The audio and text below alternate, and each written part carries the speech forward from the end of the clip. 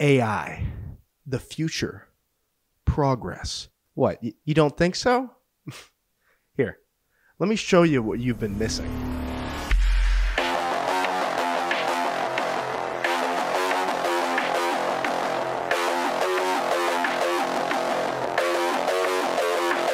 Hello girls and boys, it's me Barbie. Welcome to my magical nuclear weapons shop. My stepfather broke both of my legs.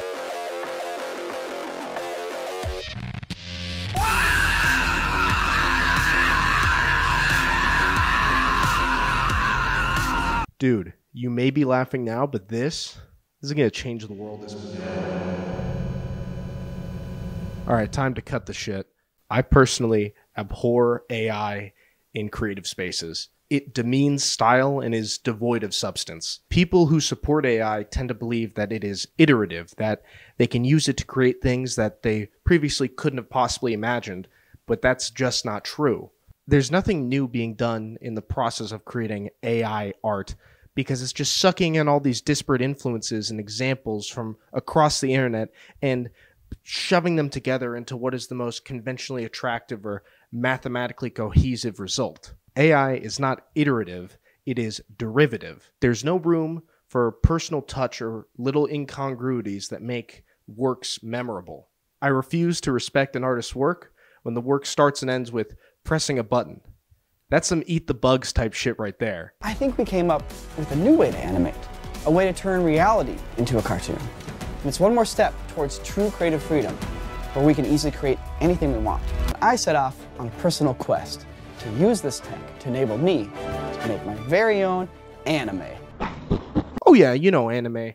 That really well-defined style of animation that has been the same across its entire lifespan and hasn't been influenced by an innumerable amount of different artists and art forms. You know anime. It's like cartoons, but they got big eyes and they go,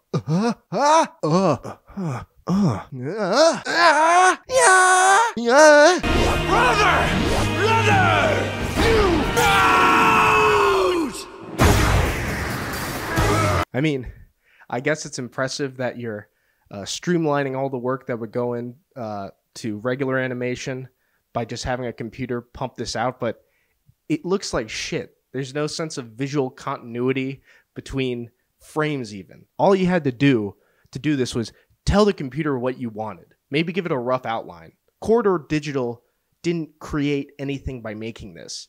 They just fed instructions into a machine. AI art, to me, just seems like a way of demeaning and disregarding the talents of actual artists who don't often get paid much anyway. It hinders creativity and expression instead of nourishing it. And for all the talk of revolutionizing the world as we see it with AI, I've really only seen it to cut corners. Like, look at this code I wrote so much faster with AI. Look at how I got ChatGPT to write my papers. Look at this art piece I made in like 5 minutes by typing a couple of words into a prompt. I'm not going to be impressed by someone who cleans a house if they just show up to the house, plug a Roomba in, and dick around for 3 hours. And that's why I'm kind of in shock at Kwebbelkop's latest videos, and a little bit disturbed by his explanation for relying so heavily on AI.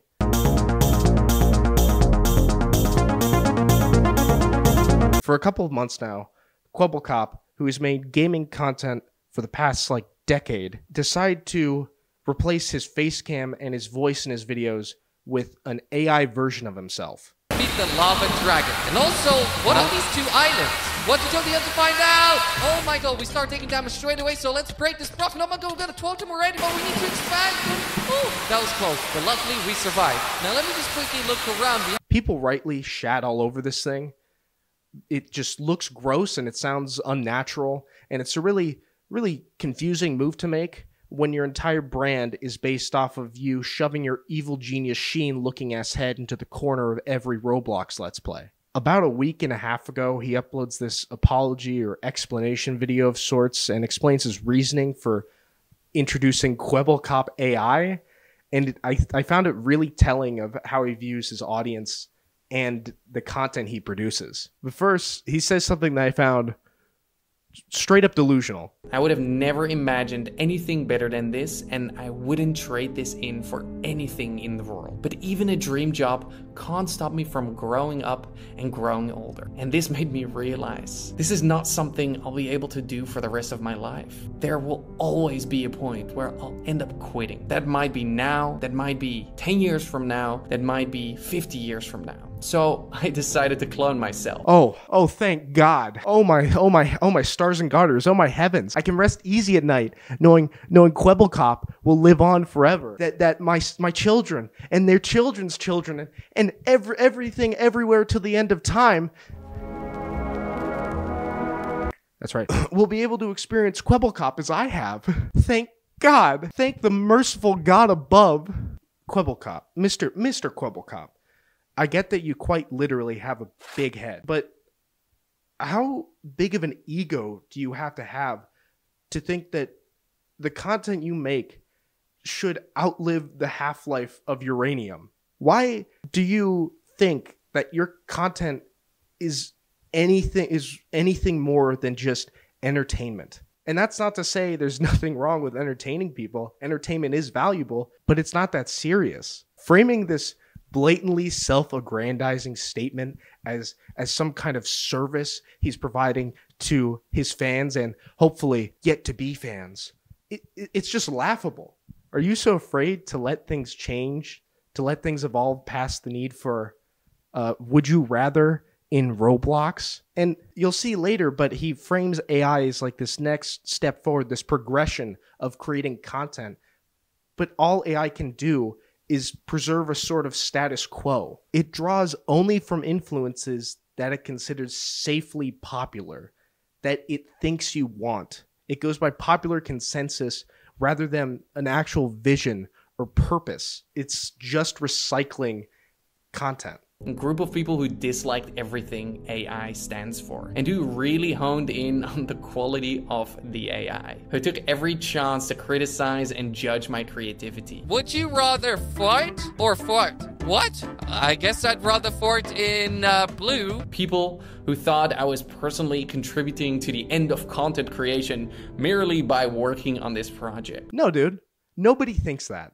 Nobody thinks that, period. You're certainly contributing to a watering down or an automation of content creation in a small way, sure, but you are contributing to that. To me, it seems like he's being purposely hyperbolic to downplay the actual criticism he's getting. And when you see what he says next, it kind of makes sense why he would want to do that. One of the arguments I kept hearing over and over was that they wanted to see me, the real me. But I kept thinking, this is the real me. This is my creativity, led by me. Shut the fuck up, dude. Take that turtleneck off. You ain't Steve Jobs. That's not you.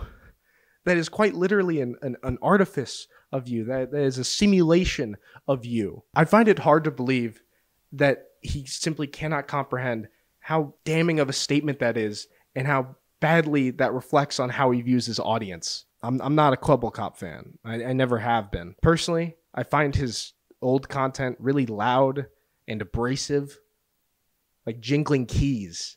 It's for little kids. And when I say for kids, I just mean it's really loud and in your face.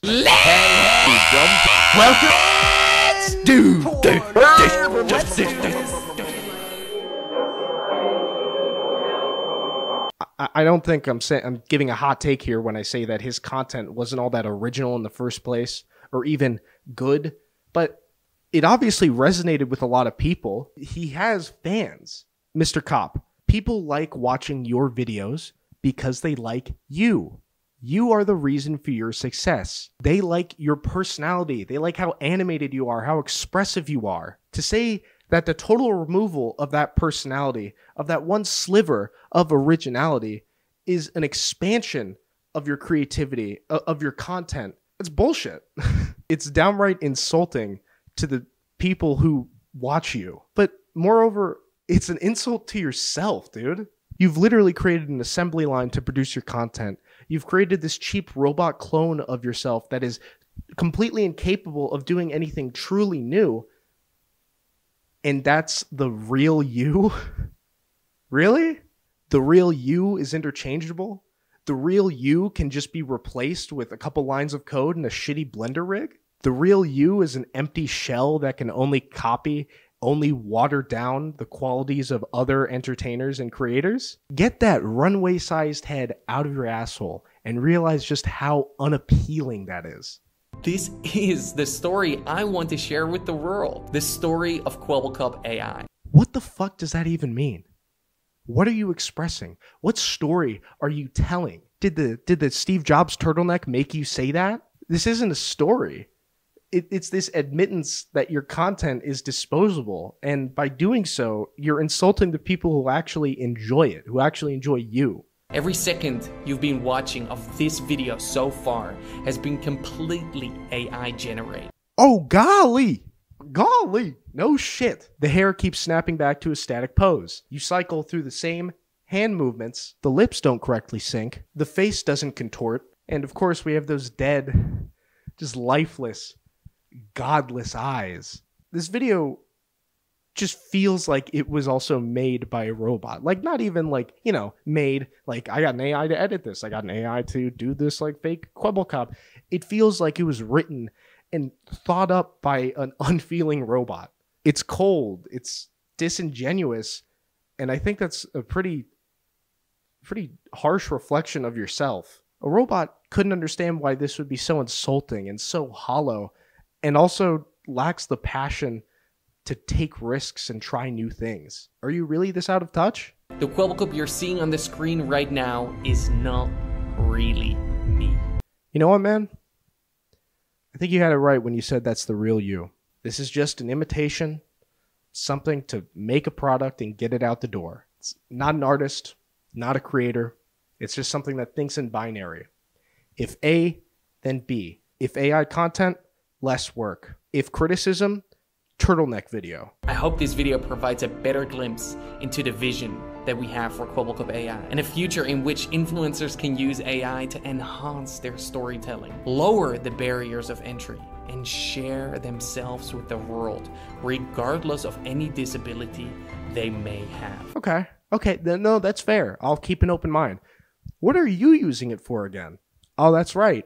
Over-edited Roblox Let's Plays. The same kind of video over and over and over again. What barriers of entry is this content lowering? How are you using this technology to give a voice to the voiceless, to elevate creators that, for whatever reason, disability or otherwise, aren't able to make videos like you? What amazing stories does this shine a light on? Who is it helping?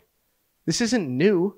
This isn't impressive content that justifies this complete abdication of responsibility or creative input. There's really no need to make creating this content easier for yourself. You have money. You have subscribers. You're good. The only thing you're doing is automating your already lazy, tired content so you can work even less while you play video games for money. For people who like watching you play video games. You're not helping anyone. You're not changing anything, so cut the bullshit. You're just giving up and expecting people to cheer you on for being a pioneer. All that forehead, and this is what you came up with? Shame. That was a dumb bit. I'm going to step on that later. Anyway, like I said in the beginning, AI can only do what's been done. It removes the burden of exercising creativity or inserting a bit of personality for creators. It's removing creativity from creation, which is batshit crazy, and quite frankly, something only a poopy head would come up with. I'm glad most people seem to be rejecting this video and mocking Kwebbelkop for this. This deserves criticism, this deserves mockery, and we all deserve much better than anything an AI could make for us. Thank you for watching.